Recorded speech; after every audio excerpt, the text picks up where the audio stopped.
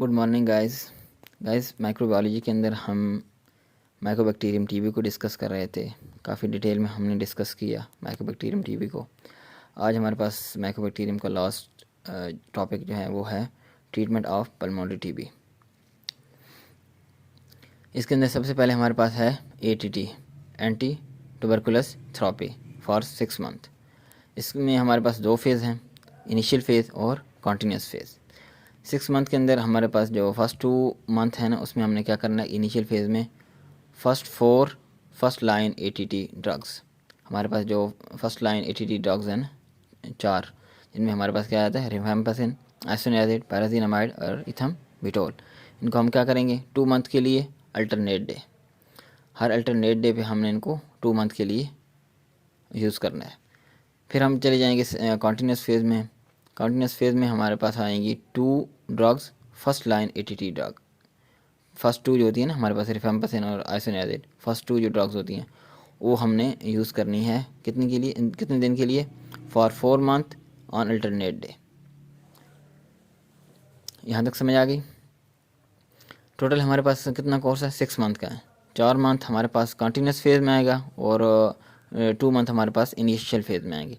लेकिन हम जब हम देखते हैं ना कि दोनों हम कब यूज़ कर रहे हैं, अल्टरनेट डे पे, तो ये राउंड बनता है हमारे पास 3 मंथ की हमारे पास टोटल ट्रीटमेंट बनती है।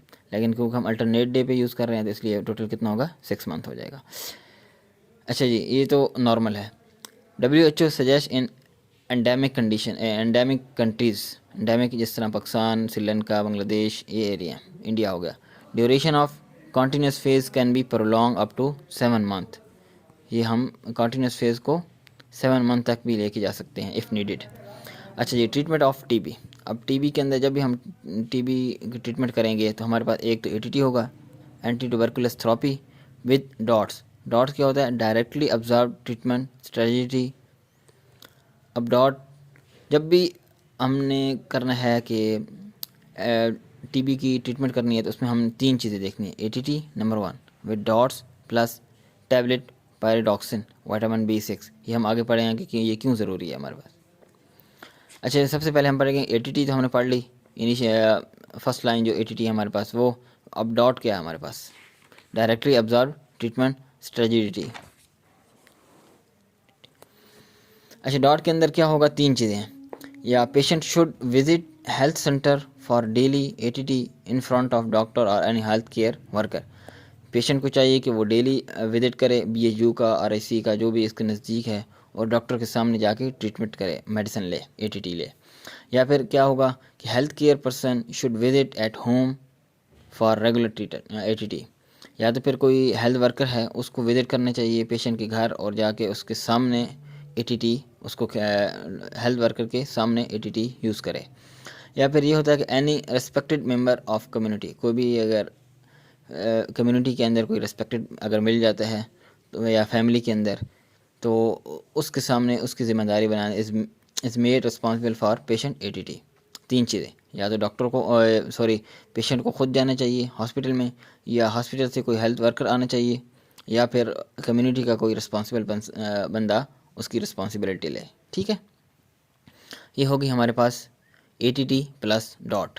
अब हमने जो नीचे पढ़ा, तीसरा पढ़ा था कि टैबलेट पायरिडॉक्सिन विटामिन B6, वो क्यों ज़रूरी है, वो हम जब हम ये फर्स्ट लाइन ATT पढ़ते हैं उसमें हम देखते हैं। फर्स्ट लाइन ATT के अंदर हमारे पास 4 ड्रग्स हैं, जिनमें हमारे पास आइसोनियाजिड हो गई, रिफैम्पासिन हो गई, इथम्बुटोल हो गई और पैराजीनामाइड। हम इसकी मोड ऑफ एक्शन देखेंगे, डोज देखेंगे और साइड इफ़ेक्ट देखेंगे। अच्छा जी, आइसोनियाजिड क्या करती है, inhibit the mycolic acid synthesis. हमने जब सलवाल पढ़ी थी ना, उसके अंदर हमने पढ़ा था कि 60 to 70% सलवाल माइकोबैक्टीरियम TB की किससे बनी होती है, माइकोलिक एसिड से। तो आइसोनियाजिड क्या करेगा, माइकोलिक एसिड को इनहिबिट करेगा, सलवाल इनहिबिटर।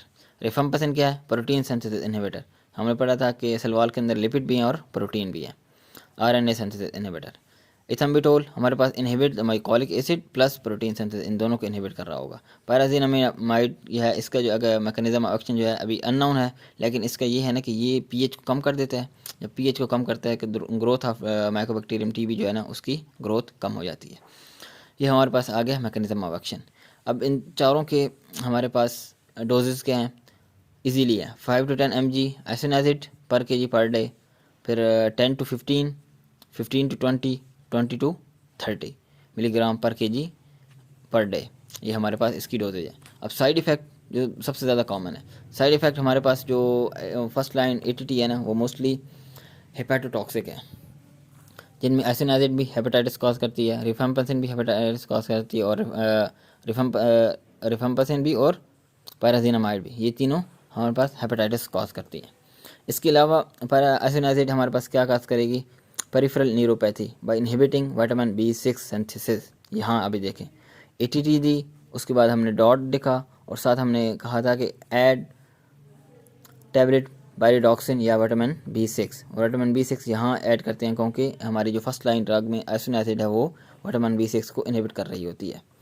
फिर आ जाती है हमारे पास रिफेम्पासिन। रिफेम्पासिन हेपेटाइटिस के साथ साथ oral discolouration of body, patient complain करेगा कि जितनी मेरे फ्लूइड हैं, ओरल सलाइवा हो गया या यूरिन हो गया, उन सब का कलर जो है ना चेंज हो रहा है।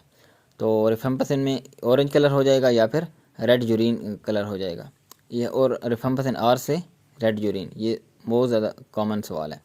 एसिनाइजेट पेरिफेरल न्यूरोपैथी को कहेगा कि पेशेंट आया है, एटीटी यूज़ कर रहा है, और उसकी क्या है लेग्स के अंदर उसको नमनेस और इस तरह टिंगलिंग फीलिंग हो रही है, तो कौन सी ड्रग का साइड इफ़ेक्ट है, आइसोनाइजेट का।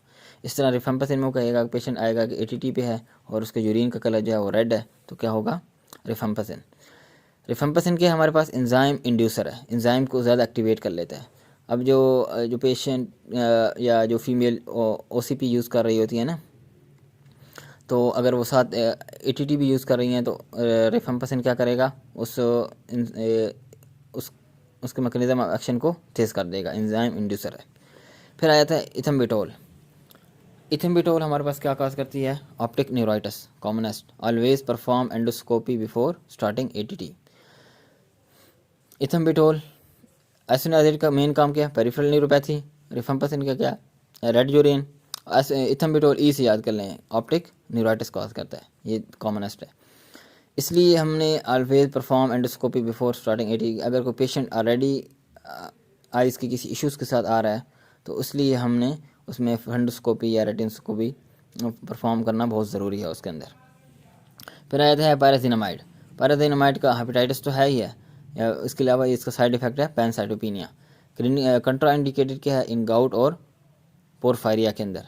क्यों, because this drugs increase uric acid. Side effect क्या होगा, वही यानी HB कम हो जाएगी, प्लेटलेट्स कम हो जाएंगे, पैनसाइटोपिनिया इसका कॉज साइड इफ़ेक्ट है।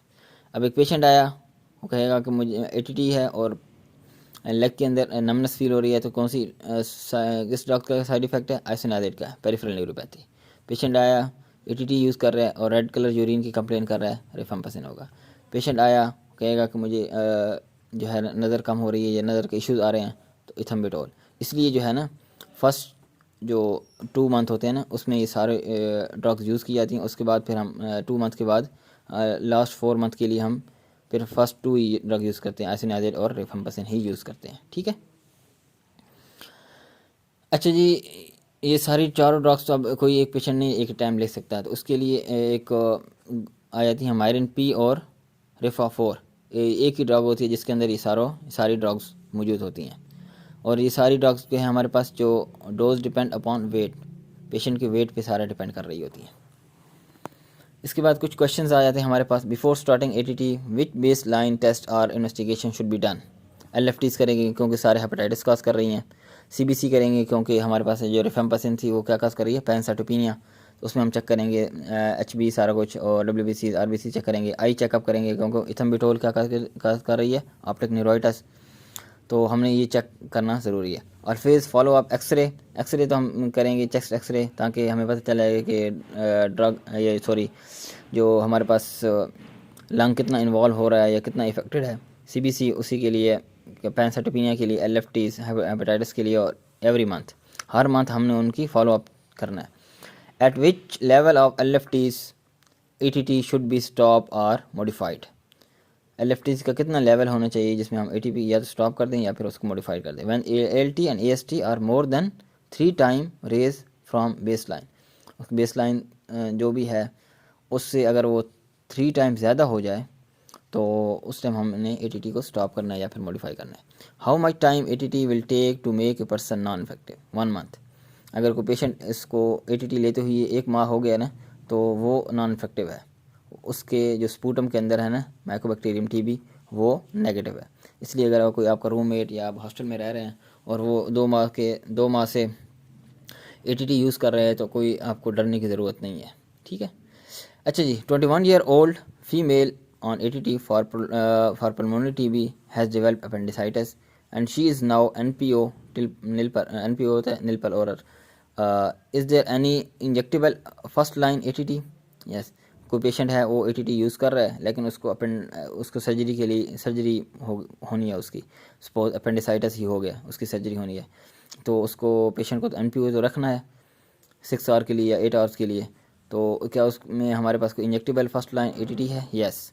इंजेक्शन स्ट्रेप्टोमाइसिन हमारे पास क्या अमाइनो ग्लाइकोसाइड, हमने जब एंटीबायोटिक पढ़ी थी उसमें हमने पढ़ा था कि ये 30S सब यूनिट जो है ना प्रोटीन सिंथेसिस उसको इनहिबिट कर रहा होता है। तो कितनी डोज के साथ देंगे? 15 mg पर kg IM डेली दे देंगे। साइड इफेक्ट इसका हमने ध्यान में रखना है कि नेफ्रोटॉक्सिक भी हो सकती है और ऑटोटॉक्सिक भी है। फिर उसके बाद आता है कि इस ATT is safe in pregnancy? Yes, first line ATT is safe in pregnancy. इस ATT इज सेफ इन लैक्टेशंस, माँ जो है बच्चे को दूध दे रही है, पिला रही है, तो सेफ़ है। Yes, first line ATT is safe. ये हमारे पास आ जाती है first line. Second line ATT हमारे पास है when patient do not tolerate first line, या पेशेंट को कोई इशू हो फर्स्ट लाइन से, तो फिर वो हम कौन से यूज़ करते हैं? Second line. सेकेंड लाइन के अंदर हमारे पास 6 ड्रग्स आ जाते हैं, साइक्लोसिरीन, इथेनामाइड, कोनेलॉन, लीवो या मॉक्सीफ्लोक्सासिन, टेट्रासाइक्लिन और मैक्रोलेट्स। ये हमारे पास 6 मेडिसिन हैं जो कि अगर फर्स्ट लाइन से वो टॉलरेट नहीं कर रहा। Indication when there is an side effect of first line ATT, drug resistant TB, drug resistant अगर सिंपल रिफम्पिसिन से है ना, तो हम रिफम्पिसिन की जगह यहाँ कोई एक ड्रग जो है ना रिप्लेस कर देंगे। अगर मल्टी ड्रग रेजिस्टेंस है तो रिफम्पिसिन और एसिनाजेड को हम रिप्लेस कर देंगे, उसकी जगह यहाँ 2 हम मेडिसिन ऐड कर लेंगे। अगर एक्सट्रीमली ड्रग रेजिस्टेंस TB है, सारी फर्स्ट 4 जो है ना ATT हैं वो दोनों क्या हैं? रेजिस्ट हो चुके हैं, तो हम फिर फ़ौरन क्या करेंगे? सेकंड लाइन ड्रग यूज़ करेंगे। सेकंड लाइन ड्रग्स के अंदर हमारे पास ये 6 ड्रग्स आती हैं फॉर 2 ईयर्स। इसलिए जब भी कोई पेशेंट आता है ना, उसको हम ATT स्टार्ट करते हैं, उसको काउंसल करना बहुत ज़रूरी है। उसको बताएं ये 4 ड्रग्स हैं, आपने आराम से 6 माह बिल्कुल खानी है, और अगर आराम से शाबाश देनी है उसको, और अगर 6 माह से नहीं खाओगे तो फिर सेकंड लाइन ड्रग हमारे पास 2 साल के लिए खाने पड़ेंगी, जो कि 6 ड्रग्स हैं जो कि 2 साल के लिए खानी पड़ेंगी। इसलिए काउंसल करना बहुत ज़रूरी होता है। फिर आता है prophylaxis, active immunisation. Active immunisation हम वैक्सीन वगैरह देते हैं, after birth injection BCG on day 1, bacillus, Calmette, Guerin 0.05 ml intradermal deltoid और या थाई एरिया के अंदर डेल्टाइड रीजन में। फिर क्या होता है? Stem form mycobovis injection injectable site at injectable site. अच्छा जी, जहाँ बच्चों को इंजेक्शन लगा है ना, वहाँ क्या होगा? इनिशियल इन्फ्लेमेशन होगी और नोडुल फॉर्मेशन होगी, ब्रेक इनटू एन अल्सर। जब भी आप अगर आपको बचपन में या पैदाइश के वक्त अगर आपको ये इंजेक्शन BCG लगा है ना, तो वहाँ आपका एक अभी तक अल्सर होगा, अभी तक एक दाग सा बना हुआ होगा, break into an ulcer and permanent scar बन जाएगा। अच्छा जी, ये जो BCG हम देते हैं बच्चे को पैदाइश में, ये क्या लॉन्ग लाइफ या ज़िंदगी के लिए है, सेफ़ है या नहीं है? BCG provide the partial protections, whole life के लिए नहीं है। It's a partial protection for the initial 5 to 10 year of life. After 10 year it's depend on health and immunisation. Vaccine lead to, vaccine का क्या काम है कि टी हेल्पर सेल के आगे अपने सब सेट जो है ना वो उनको रिलीज़ करते हैं और इस तरह सारा आ जाता है, ठीक है। अगर कोई पेशेंट है पोस्ट एक्सपोजर, कोई रूममेट है और उसको ATT हो गई है, वो उसको TB है, तो अगर वो मेडिसिन नहीं ले रहा तो फिर कोशिश करें कि आप खुद ही मेडिसिन ले लें। अगर उसको TB है और वो मेडिसिन नहीं ले रहा तो फिर आप ले लें मेडिसिन। कीमोप्रोफिलैक्सिस के अंदर इंजेक्शन आइसोनियाजिड रिफम्पिसिन 3 मंथ के लिए या फिर आइसोनियाजिड 6 मंथ के लिए, ठीक है।